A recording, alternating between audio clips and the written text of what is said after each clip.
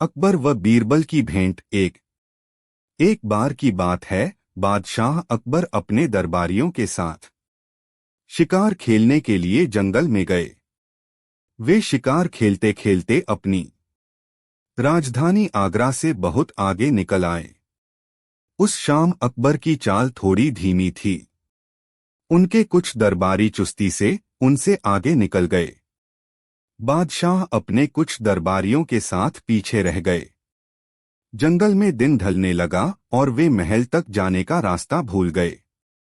वे सभी जंगल से बाहर आने का रास्ता खोजने लगे। तब तक उन्हें भूख और प्यास भी सताने लगी। कुछ ही देर बाद उन्हें जंगल में एक रास्ता दिखाई दिया। बादशाह और उनके दरबारी तेजी से रास्ते की ओर बढ़ने लगे। उन्हें लगा कि अब वे बड़े आराम से अकबर की राजधानी आगरा तक जा सकते थे। जब वे आगे बढ़े तो पाया कि वह रास्ता भी आगे से दो अलग रास्तों में बंट रहा था। वे सभी चकरा गए और आपस में बहस करने लगे कि उन्हें किस रास्ते से जाना चाहिए। बादशाह अकबर भी परेशान हो गए और अपने आप से बोले, मैं कैसे पता लगाऊं कि महल की ओर कौन सा रास्ता जाता है। मेरे साथ साथ मेरे ये दरबारी मित्र भी भूखे और प्यासे हैं। हमें किसी तरह जल्दी ही राजधानी पहुंचना होगा। तभी उन्होंने एक नौजवान को अपनी ओर आते देखा। अकबर ने झट से उस नौजवान को पास बुलाया और पूछा, नौजवान, क्या तुम जानते हो कि इनमें से कौन सा रास्ता मुझे आगरा ले जाएगा? अकबर बादशाह ने पूछा। उस नौजवान ने एक प्यारी सी मुस्कान दी। वह शक्ल से ही बड़ा होशियार दिख रहा था। उसने जवाब दिया, हुजूर, कोई भी रास्ता आपको आगरा या किसी और जगह कैसे ले जा सकता है? अकबर यह सुनकर बहुत हैरान हुए। वह युवक बोला, यह बात तो सभी जानते हैं कि रास्ते कहीं नहीं जाते। अब अकबर को उसका मजाक समझ आया और वे अपने दरबारियों के साथ मिलकर हंसने लगे। मजाक तो ठीक था, पर आगरा जाने का रास्ता तो अब भी पता नहीं चला था।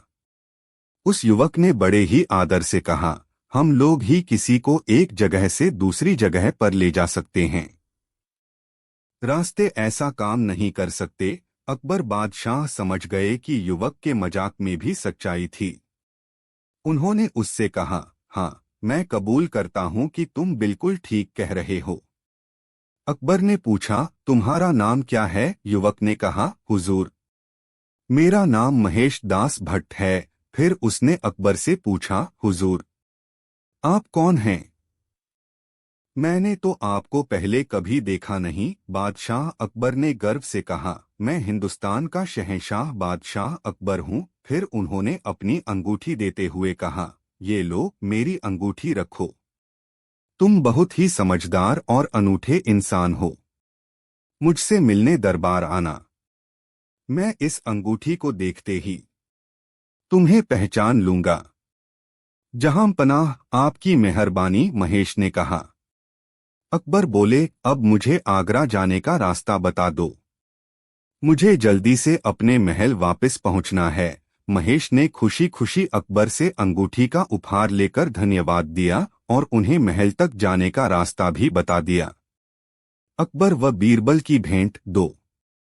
जब अकबर महेश दास को वह अंगूठी देकर चले गए तो वह अक्सर उसे उलट पलट कर देखा करता। उसे अच्छी तरह याद था कि अकबर ने दरबार में अंगूठी की निशानी दिखाकर मिलने के लिए कहा था। वह पहले कभी राजधानी नहीं गया था और न ही वहां किसी को जानता था। परंतु एक दिन महेश दास ने तय कर लिया कि वह अकबर से मिलने जाएगा। उसने शहर जाने के लिए अपना सामान बांधा और आगरा के लिए रवाना हो गया। जब वह महल पहुंचा तो एक दरबान ने दरबार में जाने से पहले ही रोक लिया। महेश ने उसे अकबर बादशाह की दी हुई अंगूठी दिखाई। भैया, मुझे बादशाह ने मिलने के लिए बुलाया है।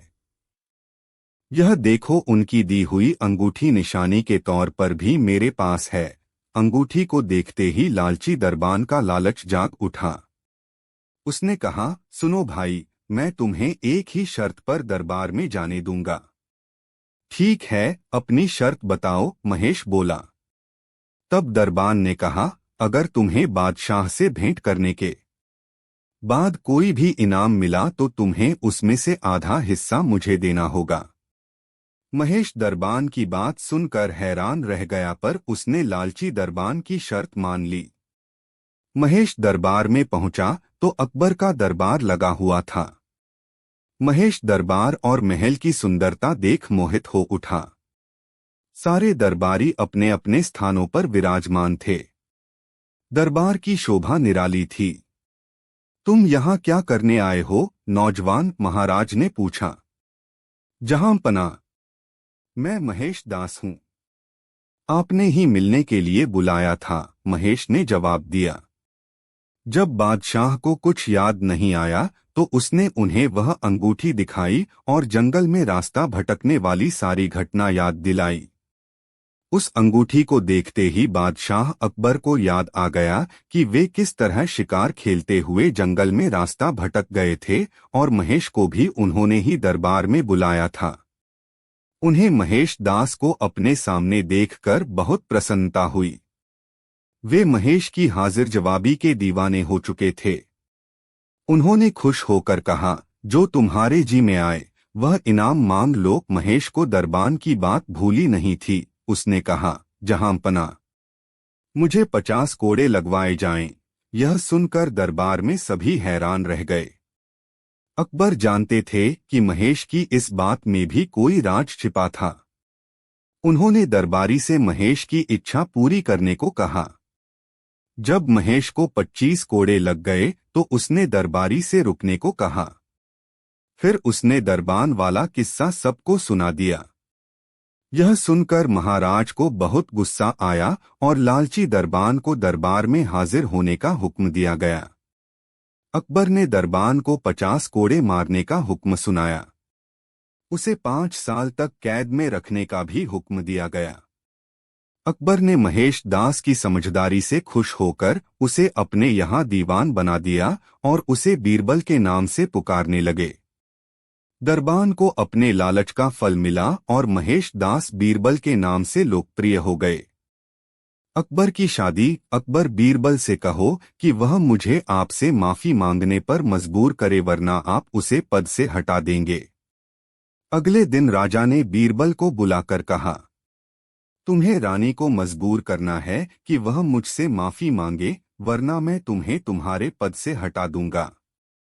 बीरबल चुपचाप महल से बाहर आ गया।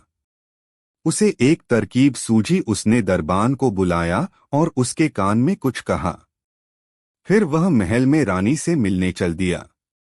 वह रानी से इस तरह बात करने लगा मानो उसे राजा रानी के झगड़े के बारे में कुछ पता ही न हो।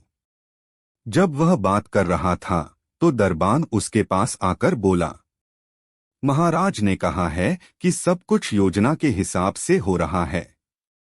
रानी ने यह बात सुनी तो बीरबल से पूछा, दरबान किस योजना की बात कर रहा है? माफ करें, मैं इसे किसी को नहीं बता सकता, बीरबल ने जवाब दिया। बीरबल की बात सुनकर रानी को शक हो गया कि रात में हुए झगड़े के कारण कहीं बादशाह दूसरी शादी की योजना तो नहीं बना रहे। ऐसा सोचते ही वह भागी हुई बादशाह के पास पहुंची और उससे माफी मांगने लगी। महाराज दिल खोलकर हंसे। वे समझ गए कि चतुर बीरबल अपनी योजना में सफल रहा। उसने महारानी को महाराज के आगे माफी मांगने पर मजबूर कर ही दिया। उन्होंने बीरबल की चतुराई की बहुत प्रशंसा की। 2 माह का 1 माह। एक बार बादशाह अकबर ने बहुत सोच विचार के बाद यह तय किया कि 2 माह का 1 माह नियम करना चाहिए। इस संबंध में बीरबल से राय लेने के लिए बादशाह ने उसको अपना निश्चय सुनाया। बीरबल ने बादशाह के निश्चय की तारीफ करते हुए कहा कि इससे संसार का भी उपकार होगा, क्योंकि तब तो यह भी निश्चय होगा कि तब तक 1 माह चांदनी रात रहेगी। बीरबल की इस व्यंग्योचित पर तथा अपने को ऐसे में असमर्थ जान बादशाह शर्मिंदा हो गए। अपनी अमलदारी में चाहे बादशाह 2 माह का 1 माह भले ही मान ले, पर 1 माह चांदनी रखनी उनकी शक्ति के परे की बात थी। चढ़िएगा किस पर? एक दिन बादशाह अकबर और बीरबल ऐसे स्थान पर घिर गए जहां खाने के लिए कुछ नहीं मिला। जंगल का मामला था। भूख से परेशान हो जाने पर बादशाह ने कहा, बीरबल, अब भूखा नहीं रहा जाता। और बादशाह ने घोड़े के लिए जो भीगे चने उसके पास थे खा लिए। बादशाह ने जब घोड़े के चने खा लिए तो घोड़ा जोर से हिनहिनाया। यह क्यों हिनहिना रहा है? अकबर ने पूछा। इसलिए कि आपने इसका भोजन खा लिया है। हाँ, इसलिए हिनहिना रहा है, बादशाह बोले। हाँ हाँ, क्या कह रहा है?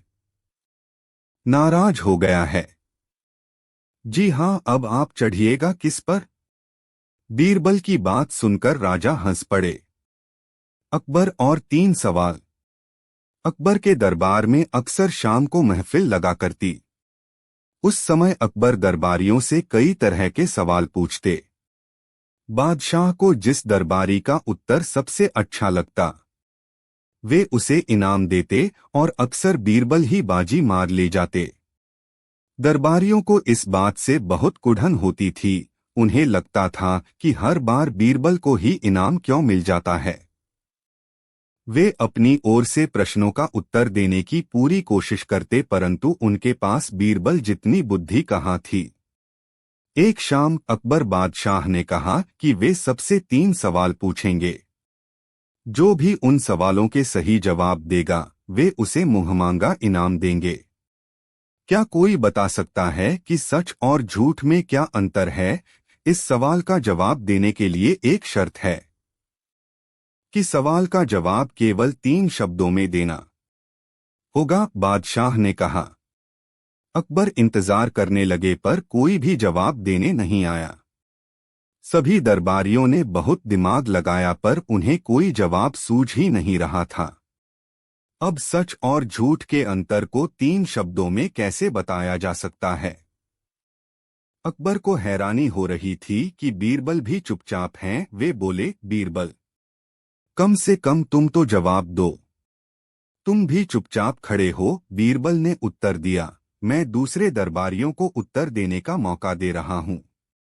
इसके बाद बीरबल अपनी बात कहने के लिए खड़े हुए। महाराज, इसका जवाब है 4 अंगुलियों का फासला। अकबर को कुछ समझ नहीं आया और उन्होंने बीरबल से कहा कि वे अपनी बात को साफ शब्दों में समझाएं। महाराज, आंखें सच को देखती हैं परंतु कान जो सुनते हैं वह झूठ भी हो सकता है, इसलिए यह 4 अंगुलियों का फासला ही सच और झूठ का अंतर है। दूसरे दरबारी वाह वाह करने लगे।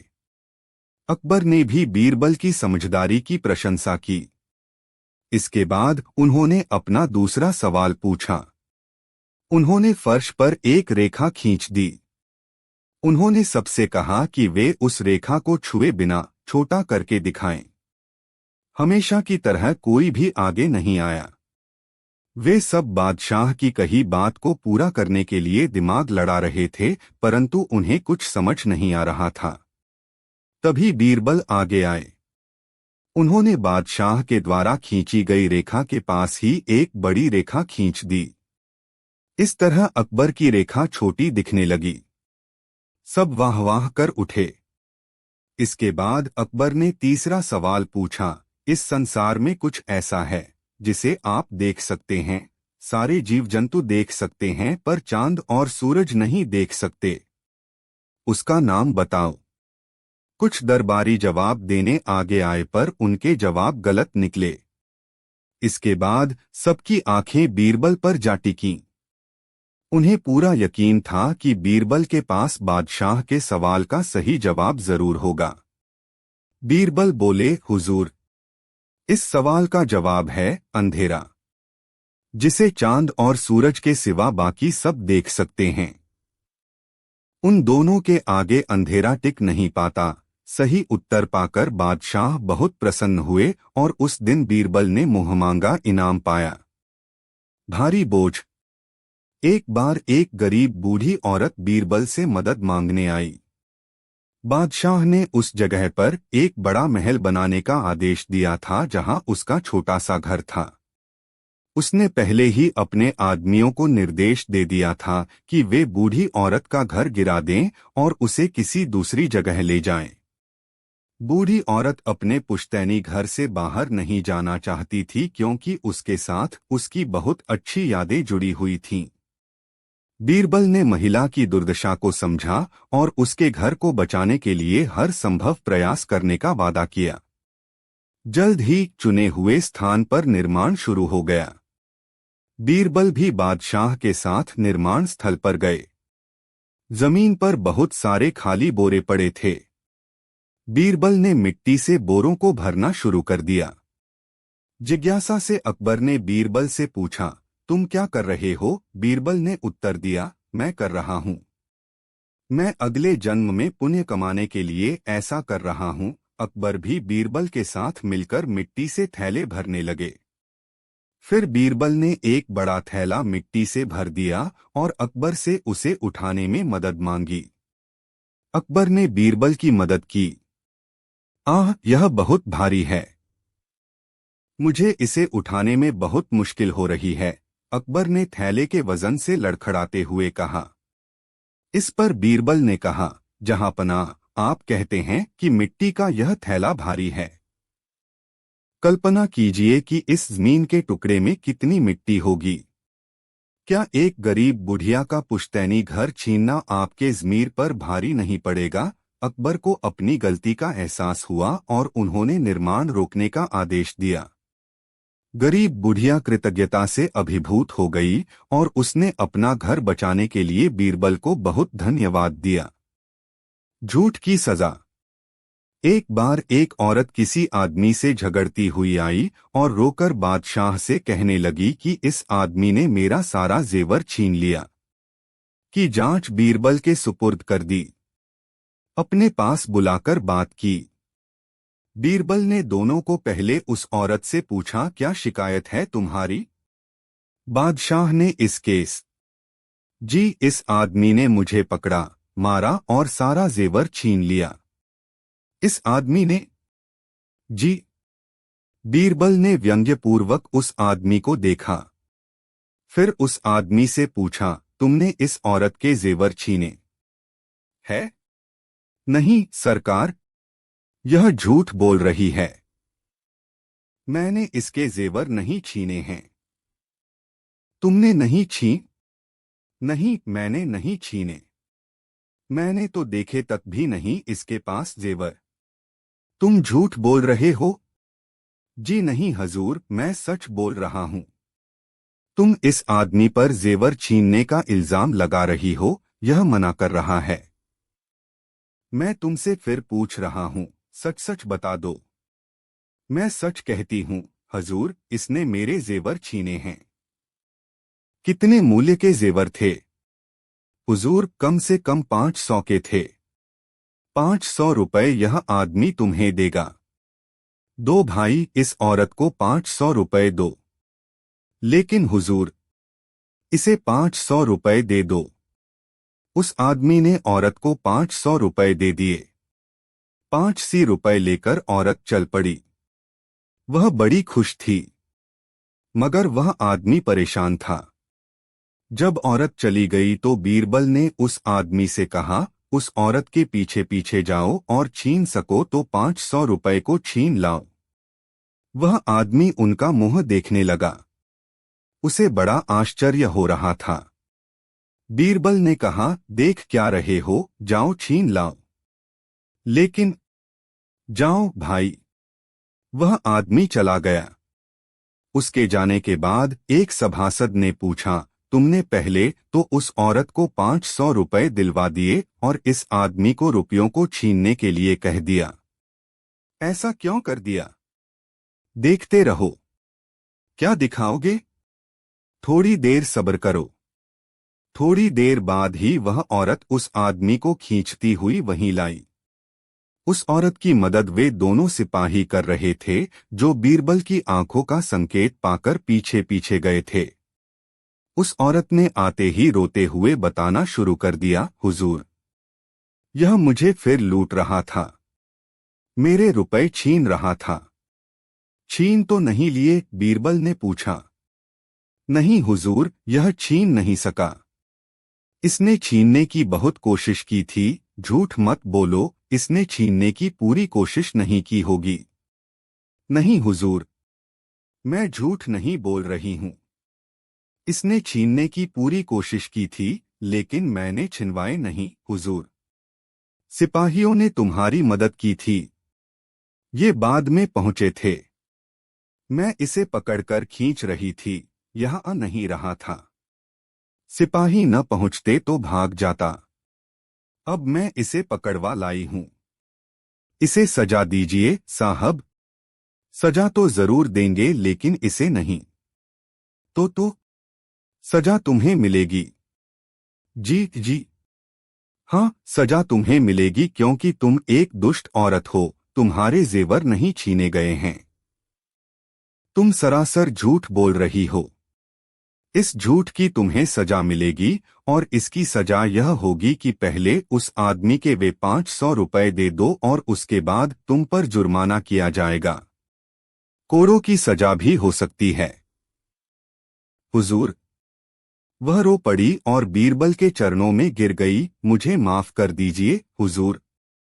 तुम्हें माफ कैसे कर सकते हैं, दुष्ट औरत। तुमने एक भोले भाले आदमी को ठगा है। जो आदमी तुमसे 500 रुपए नहीं छीन सका, उसने जेवर कैसे उतरवा दिए हैं? बोलो, तुमने बोला था न झूठ? हाँ सरकार, बोला था। उस झूठ की सजा मिलेगी। वह औरत बीरबल के पैरों में लौट गई, रोने और गिड़गिड़ाने लगी। बीरबल को दया आ गई। उन्होंने उस औरत से 500 रुपए लेकर उस सज्जन को दे दिए और उस औरत को शर्मिंदा करके छोड़ दिया। रंग बिरंगा पक्षी। अकबर को पक्षियों से बहुत प्यार था। एक दिन एक पक्षी पकड़ने वाला उसके राज्य में आया। उसके पास एक बहुत ही रंगीन पक्षी था। पक्षी पकड़ने वाले ने बादशाह अकबर से कहा कि यह पक्षी न केवल मोर की तरह रंगीन है, बल्कि यह उसकी तरह नाच भी सकता है और उड़ भी सकता है। पक्षी पकड़ने वाले को तुरंत 50 सोने के सिक्के मिले। वह जल्दी जल्दी राज्य छोड़कर चला गया। जब पक्षी पकड़ने वाला चला गया तो बीरबल ने बादशाह से कहा, यह पक्षी मोर की तरह नाच नहीं सकता और इसने कई महीनों से स्नान नहीं किया है। बीरबल ने आगे सुझाव दिया, मैं इसे नहला दूं, और एक गिलास पानी मांगा। जब बीरबल ने पक्षी को नहलाया तो सभी यह देखकर हैरान रह गए कि यह कोई विशेष पक्षी नहीं बल्कि कबूतर था, और पक्षी पकड़ने वाले ने इसे रंगकर सभी को मूर्ख बना दिया था। पानी में इसका रंग उभर कर आ रहा था। सभी ने बीरबल से पूछा कि उसे यह कैसे पता चला। बीरबल ने बताया कि उसने चिड़िया पकड़ने वाले के नाखूनों पर रंग देखे थे। चिड़िया पकड़ने वाले को पकड़ लिया गया और उसे सजा दी गई। चिड़िया पकड़ने वाले को दिया जाने वाला इनाम अब बीरबल को दिया गया। घर का न घाट का। अकबर हमेशा बीरबल की बुद्धि और हास्य की प्रशंसा करते रहते थे, और इस वजह से अन्य दरबारी बीरबल से ईर्ष्या करने लगे थे। वे हमेशा बीरबल को बादशाह की नजरों में नीचा दिखाने का मौका तलाशते रहते थे। एक बार उनमें से एक अकबर के पास आया और बोला, हुजूर, आपने हम सभी को अपने दरबार में शामिल करने के योग्य पाया है, लेकिन हमने देखा है कि आप ज्यादातर काम राजा बीरबल को ही सौंपते हैं। इससे हमें बहुत दुख होता है।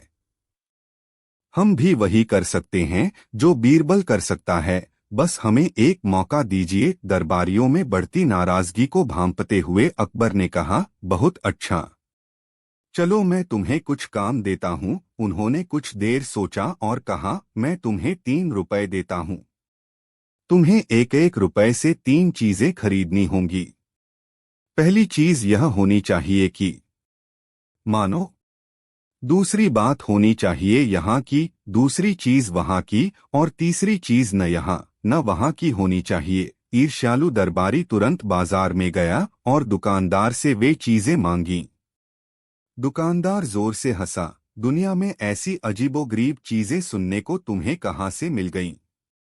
ऐसी चीजें तो इस दुनिया में हैं ही नहीं। दरबारी ने आसानी से हार नहीं मानी और एक दुकान से दूसरी दुकान जाकर बादशाह की जरूरत की चीजें ढूंढता रहा। दिन भर की लंबी और थकाऊ खोज के बाद दरबारी पूरी तरह थक गया। वह अब और चलने में असमर्थ था। वह खुद को घसीटता हुआ दरबार में पहुंचा और बादशाह से कहा, जहां पनाह, मुझे खेद है कि मैं खाली हाथ आया हूं। मैंने अपनी तरफ से पूरी कोशिश की, लेकिन जो चीजें आपने मांगी थीं, उन्हें पाने में असफल रहा। ऐसी चीजें इस दुनिया में नहीं हैं। इसलिए अगर बीरबल वो चीजें ला सकता है तो मैं उसे खरीद लूंगा। अकबर ने बीरबल को बुलाया और उसे वही चीजें लाने को कहा। बीरबल ने कहा, बहुत अच्छा जहांपनाह, मैं कल सुबह तक आपकी मनचाही चीजें ला दूंगा। अगले दिन जब बीरबल दरबार में आए तो अकबर ने उनसे पूछा कि उन्होंने उन 3 रुपयों से क्या खरीदा। बीरबल ने कहा, हाँ जहांपनाह, मैंने पहला रुपया एक जरूरतमंद भिखारी को दिया था। वह यहां से वहां दूसरी दुनिया में भगवान के पास पहुंचा। मैंने दूसरा रुपया कुछ मिठाई खरीदने में खर्च किया, इसलिए इसका इस्तेमाल यहाँ हुआ और मैंने तीसरा रुपया पासा खेलने में खर्च किया। हम कह सकते हैं कि यह रुपया न तो यहाँ इस्तेमाल हुआ और न ही वहाँ दूसरी दुनिया में। बीरबल का तर्क सुनकर सभी दरबारी हैरान रह गए। अकबर बीरबल के बुद्धिमानी भरे जवाब को सुनकर खुश हुए और उन्हें अच्छा इनाम दिया। नैतिक, यहाँ तक कि अगर आपके सामने कोई असुलझी पहेली भी आ जाए तो भी आप अपने तर्क का प्रयोग कर लोगों को खुश कर सकते हैं। विद्वान की परीक्षा। एक विद्वान बादशाह अकबर के दरबार में आकर गर्व से बोला, जहां पनाह, मैंने अपनी शिक्षा पूरी कर ली है और मैं चाहता हूं कि बीरबल मेरे ज्ञान की परीक्षा लें। अकबर ने उसका ये निवेदन मान लिया। बीरबल एक बड़े से मर्तबान को पत्थरों से भरकर लाया।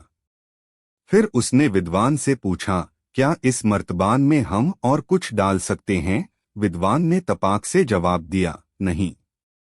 फिर बीरबल ने मर्तबान में कुछ छोटे पत्थर डाले जो बड़े पत्थरों के बीच मर्तबान में चले गए। बीरबल ने फिर सवाल किया, क्या हम इसमें कुछ और भर सकते हैं? विद्वान ने जवाब दिया, नहीं, अब तो ये पूरी तरह से भर चुका है। अब बीरबल ने मर्तबान में रेत डाली जो बड़े और छोटे पत्थरों के बीच समा गई। बीरबल बोला, ज्ञान भी इस मर्तबान की तरह है। हमें लगता है कि हमने सब कुछ सीख लिया, फिर भी जीवन में कुछ नया सीखने की गुंजाइश रहती है। विद्वान ने झुककर बीरबल का अभिवादन किया और बोला, आपने आज मुझे जीवन का एक बड़ा पाठ सिखा दिया। आम का पेड़। एक दिन बीरबल ने देखा कि उसके पड़ोसी राशिद और सादिक आपस में झगड़ रहे हैं। बीरबल ने उनसे जाकर इसका कारण पूछा। सादिक बोला, मैं इस पेड़ को तब से सींच रहा हूं जब ये एक नन्हा पौधा था और राशिद कह रहा है कि ये पेड़ इसका है। बीरबल बोला, ये पेड़ तुम दोनों का है। तुम दोनों इसके सारे फल तोड़ लो और आपस में बराबर बांट लो। अगर चाहो तो इसे काटकर इसकी लकड़ी भी आपस में बांट लो। राशिद को ये बात पसंद आई और वो मान गया, जबकि सादिक बोला, ऐसा मत करिए। आप चाहें तो सारा का सारा पेड़ और इसके फल राशिद को दे दीजिए, पर इसे मत काटिए। बीरबल मुस्कुराया और बोला, हम अपनों को तकलीफ में नहीं देख सकते। तुम जीत गए सादिक। तुमने सिद्ध कर दिया कि तुम सच में इस पेड़ की परवाह करते हो। ये पेड़ अब तुम्हारा है। रंग बिरंगा पक्षी। अकबर को पक्षियों से बहुत प्यार था। एक दिन एक पक्षी पकड़ने वाला उसके राज्य में आया। उसके पास एक बहुत ही रंगीन पक्षी था। पक्षी पकड़ने वाले ने बादशाह अकबर से कहा कि यह पक्षी न केवल मोर की तरह रंगीन है, बल्कि यह उसकी तरह नाच भी सकता है और उड़ भी सकता है। पक्षी पकड़ने वाले को तुरंत 50 सोने के सिक्के मिले। वह जल्दी जल्दी राज्य छोड़कर चला गया। जब पक्षी पकड़ने वाला चला गया तो बीरबल ने बादशाह से कहा, यह पक्षी मोर की तरह नाच नहीं सकता और इसने कई महीनों से स्नान नहीं किया है। बीरबल ने आगे सुझाव दिया, मैं इसे नहला दूं और एक गिलास पानी मांगा। जब बीरबल ने पक्षी को नहलाया तो सभी यह देखकर हैरान रह गए कि यह कोई विशेष पक्षी नहीं बल्कि कबूतर था और पक्षी पकड़ने वाले ने इसे रंगकर सभी को मूर्ख बना दिया था। पानी में इसका रंग उभर कर आ रहा था। सभी ने बीरबल से पूछा कि उसे यह कैसे पता चला। बीरबल ने बताया कि उसने चिड़िया पकड़ने वाले के नाखूनों पर रंग देखे थे। चिड़िया पकड़ने वाले को पकड़ लिया गया और उसे सजा दी गई। चिड़िया पकड़ने वाले को दिया जाने वाला इनाम अब बीरबल को दिया गया। मातृभाषा। एक बार एक पंडित अकबर के दरबार में आया। उसने अकबर से कहा, महाराज, क्या आपके दरबार में कोई भी मेरी मातृभाषा बता सकता है? अगर कल तक वो ऐसा नहीं कर पाए तो मैं मानूंगा कि मैं उन सबसे श्रेष्ठ हूं। सभी ने अलग अलग भाषा में उससे बात की, परंतु वो हर भाषा में निपुण था। कोई भी उसकी मातृभाषा नहीं जान सका। अंत में बीरबल से ये समस्या सुलझाने को कहा गया। बीरबल एक भूत का रूप लेकर उस पंडित के घर गया। उसने उसे डराने की कोशिश की। पंडित ने डरते हुए अपनी तलवार निकाली और चिल्लाया, जय जगन्नाथ। बीरबल ने अपना चोगा निकाल दिया और बोला, आप उड़ीसा से हैं। जब भी कोई व्यक्ति भयभीत होता है वो अपनी मातृभाषा में ही बोलता है। पंडित ने अपनी हार मान ली और बीरबल की बुद्धि की प्रशंसा की। अगले दिन विद्वान को हराने के लिए अकबर ने बीरबल को इनाम दिया। कितने मोड़। एक बार ईरान के शहंशाह ने अकबर को एक पत्र भेजा जिसमें लिखा था, क्या आप बता सकते हैं कि आपके राज्य की हर गली में कितने मोड़ हैं? इस सवाल से अकबर परेशान हो गए और उन्होंने सभी दरबारियों को गलियों के मोड़ गिनने के लिए भेज दिया। हालांकि ये कार्य असंभव प्रतीत हो रहा था, परंतु दरबारी अकबर के आदेश का पालन करने निकल पड़े। जब बीरबल दरबार में पहुंचा तो उसने अकबर को व्याकुल पाया। उसने अकबर से पूछा, जहांपनाह, आप परेशान क्यों हैं? अकबर ने बीरबल को पत्र के बारे में बताया और साथ में ये भी बताया कि सारे दरबारी मोड़ गिनने गए हैं। यह सुनकर बीरबल मुस्कुराते हुए बोला, जहांपनाह, इसका जवाब तो बहुत आसान है। दुनिया की हर गली में सिर्फ 2 मोड़ होते हैं, दायां और बायां। अकबर ने बीरबल की समझदारी की प्रशंसा की और ईरान के शहंशाह को जवाब भेज दिया। सम्राट अकबर की राजधानी फतेहपुर सीकरी के नीचे के गांव में एक गुस्सैल पुजारी और उसकी पत्नी रहते थे।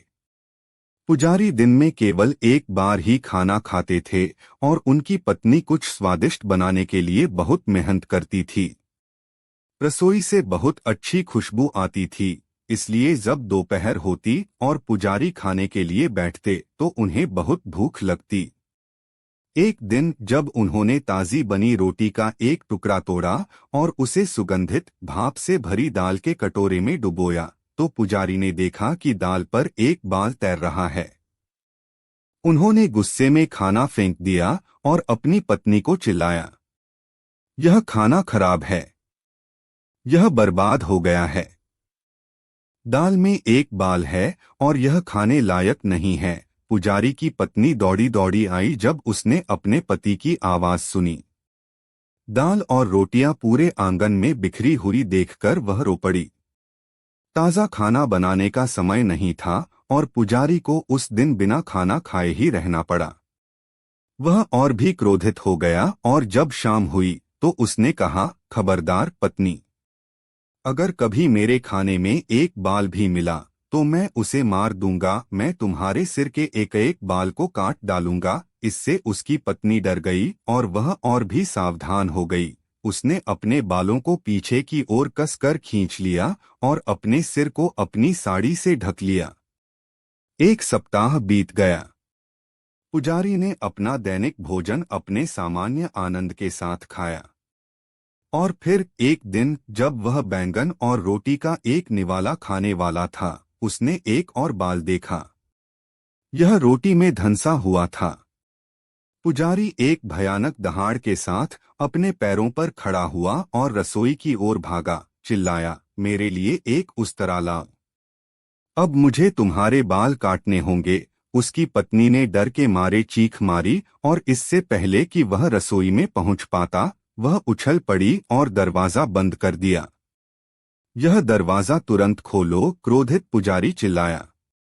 ओह नहीं नहीं नहीं नहीं, उसकी पत्नी विलाप करती रही। मुझे सजा दो, मुझे भूखा मार दो, बस वादा करो कि तुम मेरे बाल नहीं काटोगे। ओह मुझे माफ करो, मुझे माफ करो। महिला की हृदय विदारक चीखें और पुजारी की दहाड़ती आवाज पूरे गांव में सुनी जा सकती थी। लोग यह देखने के लिए दौड़े चले आए कि उन पर क्या विपत्ति आ पड़ी है। जब उन्हें समझ में आया कि क्या हुआ है, तो कुछ लोग हंसने लगे और कुछ लोग बहस करने लगे। कुछ लोगों ने पादरी को समझाने की कोशिश की। वह उन पर झल्लाकर बोला। जैसे जैसे अधिक लोग आते गए, भीड़ बढ़ती गई। और इस दौरान पादरी की पत्नी रसोई के बंद दरवाजे के पीछे से लगातार रोती रही। अंत में एक बहुत बूढ़ी महिला ने अपने पोते से कुछ कहा। केवल राजा बीरबल ही इस समस्या का समाधान कर सकते हैं, बेटा। जितनी जल्दी हो सके भागो और उनसे इस दुखी महिला की मदद करने की विनती करो। लड़के ने सिर हिलाया और पहाड़ी पर उस 2 मंजिला लाल पत्थर के घर की ओर भागा जिसमें बीरबल रहते थे। बीरबल ने कहानी सुनी और सिर हिलाया। फिर उसने लड़के को कुछ निर्देश दिए। लड़का मुस्कुराया और बीरबल के कहे अनुसार जल्दी से चला गया। आधे घंटे बाद बीरबल ने पुजारी के घर की ओर एक छोटा जुलूस निकाला। यह एक अंतिम संस्कार जुलूस की तरह लग रहा था। 2 आदमी बांस की एक अर्थी ले जा रहे थे। हालांकि यह खाली थी। एक और आदमी लकड़ी के कुछ लट्ठे ले जा रहा था। लड़के ने कुछ फूल और धूपबत्ती ले रखी थी। वे पुजारी के घर पहुंचे और पुजारी के पास रुके। वह मुड़ा और गुस्से से पूछा, क्या हो रहा है? क्या कोई मर गया है? तुम अर्थी यहाँ क्यों लाए हो? मैंने सुना है कि यहाँ कोई मर गया है, बीरबल ने कहा। सिर्फ विधवाएं ही अपना सिर मुड़ाती हैं, है न? मैंने सुना कि आपकी पत्नी अपना सिर मुंडवाने वाली थी और इसलिए मैंने सोचा कि आप मर गए होंगे। क्या आप मरने वाले हैं? हमने आपके अंतिम संस्कार की सारी तैयारियां कर ली हैं। पहले उसे मरना होगा, है न? भीड़ में से एक शरारती छोटा लड़का चिल्लाया। लेकिन फिर कौन अपनी पत्नी का सिर मुंडवाएगा? वह खुद ही ऐसा करना चाहता है, एक और चिल्लाया। लोग हंसने लगे। पुजारी ने शर्म से अपना सिर झुका लिया। वह समझ गया कि बीरबल उसे क्या दिखाने की कोशिश कर रहा था। धीरे धीरे वह रसोई की ओर चला गया। बाहर आओ पत्नी, उसने धीरे से कहा। मैं फिर कभी इतना मूर्ख नहीं बनने की कोशिश करूंगा। उसकी पत्नी ने रसोई का दरवाजा खोला और उसके पास आकर खड़ी हो गई। और अब से मैं खाना बनाते समय और भी अधिक सावधान रहूंगा। मुस्कुराते हुए बीरबल और गांव के लोग प्रसन्नचित्त होकर घर चले गए। विद्वान की परीक्षा। एक विद्वान बादशाह अकबर के दरबार में आकर गर्व से बोला, जहां पनाह मैंने अपनी शिक्षा पूरी कर ली है और मैं चाहता हूं कि बीरबल मेरे ज्ञान की परीक्षा लें। अकबर ने उसका ये निवेदन मान लिया। बीरबल एक बड़े से मर्तबान को पत्थरों से भरकर लाया। फिर उसने विद्वान से पूछा, क्या इस मर्तबान में हम और कुछ डाल सकते हैं? विद्वान ने तपाक से जवाब दिया, नहीं। फिर बीरबल ने मर्तबान में कुछ छोटे पत्थर डाले जो बड़े पत्थरों के बीच मर्तबान में चले गए। बीरबल ने फिर सवाल किया, क्या हम इसमें कुछ और भर सकते हैं? विद्वान ने जवाब दिया, नहीं, अब तो ये पूरी तरह से भर चुका है। अब बीरबल ने मर्तबान में रेत डाली जो बड़े और छोटे पत्थरों के बीच समा गई। बीरबल बोला, ज्ञान भी इस मर्तबान की तरह है। हमें लगता है कि हमने सब कुछ सीख लिया, फिर भी जीवन में कुछ नया सीखने की गुंजाइश रहती है। विद्वान ने झुककर बीरबल का अभिवादन किया और बोला, आपने आज मुझे जीवन का एक बड़ा पाठ सिखा दिया। आम का पेड़। एक दिन बीरबल ने देखा कि उसके पड़ोसी राशिद और सादिक आपस में झगड़ रहे हैं। बीरबल ने उनसे जाकर इसका कारण पूछा। सादिक बोला, मैं इस पेड़ को तब से सींच रहा हूं जब ये एक नन्हा पौधा था, और राशिद कह रहा है कि ये पेड़ इसका है। बीरबल बोला, ये पेड़ तुम दोनों का है। तुम दोनों इसके सारे फल तोड़ लो और आपस में बराबर बांट लो। अगर चाहो तो इसे काटकर इसकी लकड़ी भी आपस में बांट लो। राशिद को ये बात पसंद आई और वो मान गया, जबकि सादिक बोला, ऐसा मत करिए। आप चाहें तो सारा का सारा पेड़ और इसके फल राशिद को दे दीजिए, पर इसे मत काटिए। बीरबल मुस्कुराया और बोला, हम अपनों को तकलीफ में नहीं देख सकते। तुम जीत गए सादिक। तुमने सिद्ध कर दिया कि तुम सच में इस पेड़ की परवाह करते हो। ये पेड़ अब तुम्हारा है। को वापस। हमेशा की तरह अकबर के दरबार में बहुत से लोग मौजूद थे। एक दूर देश से एक प्रसिद्ध ज्योतिषी आए थे। वे सौरमंडल और पृथ्वी के आकार के बारे में बात कर रहे थे। एक जगह अकबर ने कहा, अगर पृथ्वी गोल है और अगर कोई एक दिशा में सीधा यात्रा करता है तो वह उसी स्थान पर वापस आ जाएगा जहां से उसने यात्रा शुरू की थी। सैद्धांतिक रूप से यह सही है, ज्योतिषी ने कहा। वास्तविक जीवन में क्यों नहीं? राजा ने पूछा। रास्ते को सीधा रखने के लिए किसी को समुद्र, पहाड़ और जंगलों को पार करना पड़ता है, ज्योतिषी ने कहा। समुद्र के बीच से गुजरो, पहाड़ों में सुरंग बनाओ और हाथियों का उपयोग करके जंगलों को पार करो। अकबर ने इसका हल खोज लिया। फिर भी यह असंभव है, ज्योतिषी ने कहा। क्यों? अकबर ने पूछा। पूरी यात्रा पूरी करने में वर्षों लग सकते हैं, ज्योतिषी ने कहा। वर्ष? कितने? अकबर ने पूछा। मुझे नहीं पता। शायद 100 साल या उससे ज्यादा, ज्योतिषी ने कहा। चिंता मत करो, मैं अपने मंत्रियों से पूछूंगा। उनके पास हर बात का जवाब है। अकबर ने मंत्रियों की तरफ देखा। गणना करना असंभव है। लगभग 25 साल, 50 साल या उससे कम, 80 दिन। क्यों बीरबल, तुमने एक शब्द भी नहीं बोला? राजा ने बीरबल की चुप्पी पर आश्चर्य व्यक्त किया। मैं तो बस पृथ्वी का चक्कर लगाने में लगने वाले समय की गणना कर रहा था, बीरबल ने समझाया। और क्या तुम्हें जवाब मिल गया? राजा ने पूछा। जरूर, बीरबल ने कहा, इसमें सिर्फ एक दिन लग